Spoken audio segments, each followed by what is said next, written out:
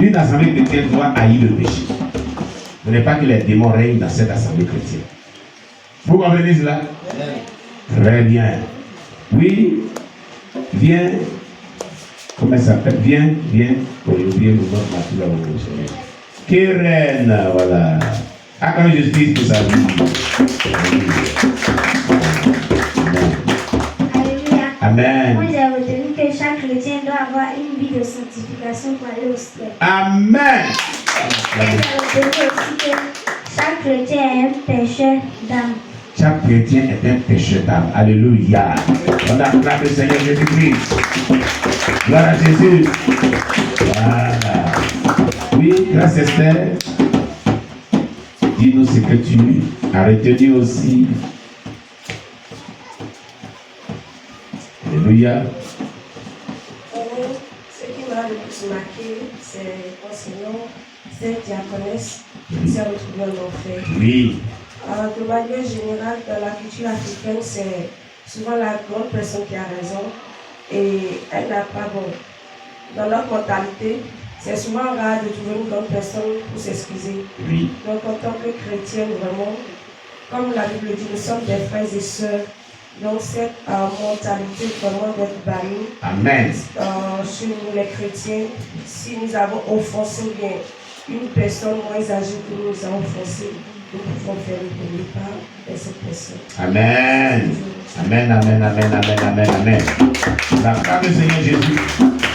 Et c'est vrai, cette mentalité doit quitter vraiment tout chrétien. Tout chrétien, africain ou pas.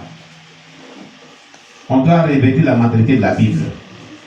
Alléluia. Amen. Chez nous, les Africains, c'est le plus petit qui doit aller toujours demander pardon. Il m'a dit pardon. C'est réconciliation. Parce que même si la raison n'a pas raison, il n'a qu'à partir toujours. Et puis on dit même, enfant n'a pas raison devant grande personne toujours. Ça là, c'est pas bon. Alléluia. Si tu attends ça, c'est ce qu'elle attendait. Ça aussi, c'est dans son cas, il dit que je suis âgé. Il attend des excuses de sa part. C'est ça qu'il a fait pour lui. Alléluia. L'orgueil, c'est un langage orgueilleux. C'est pas bon. Alléluia. C'est un manque d'humilité. Amen. Jésus qui était le maître dans la laver les pieds des disciples. C'est pas ça? Hein? C'est pour nous enseigner que lui qui est plus supérieur même, Dieu doit se rabaisser aussi. Alléluia. Donc vraiment, il ne faudrait pas qu'on rate le ciel à cause de toutes ces choses-là. Tous ces détails-là, toutes ces considérations-là, qui ne sont pas vraiment agréables à Dieu. Que le Seigneur nous bénisse. Que le Seigneur nous bénisse. On acclame le Seigneur Jésus. Oui, s'il n'y a plus quelqu'un, on va vraiment bénir le nom du Seigneur. On acclame Jésus-Christ pour la vie du missionnaire Noé.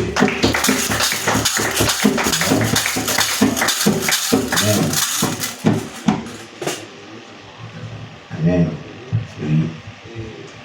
Ce que vous avez dit, la parole de Dieu dit que l'humilité précède la gloire. Amen. Si elle avait été humble, elle serait allée au paradis. C'est ça. C'est ce que je vais rappeler. Alléluia. Qu'on soit humble. Amen.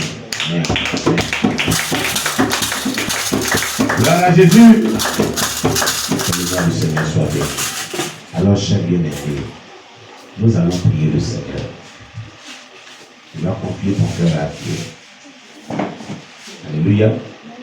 Tu vas demander à Dieu de t'aider à mettre en pratique toutes ces leçons spirituelles qu'on a tirées de tous ces enseignements. Alléluia. Afin que notre vie soit vraiment agréable à Dieu et pure. Loin de tout ce qui peut compromettre le salut de notre âme. Prions le Seigneur notre Dieu. Ô Seigneur, nous venons à toi pour plaider auprès de toi, pour te demander de nous aider. Jésus-Christ de Nazareth. Toutes ces paroles, toutes ces leçons spirituelles sont vraiment très bonnes pour nous.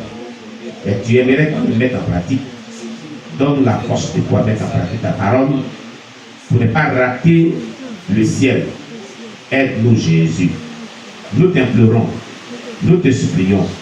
Oh Père éternel Dieu, fais-nous grâce.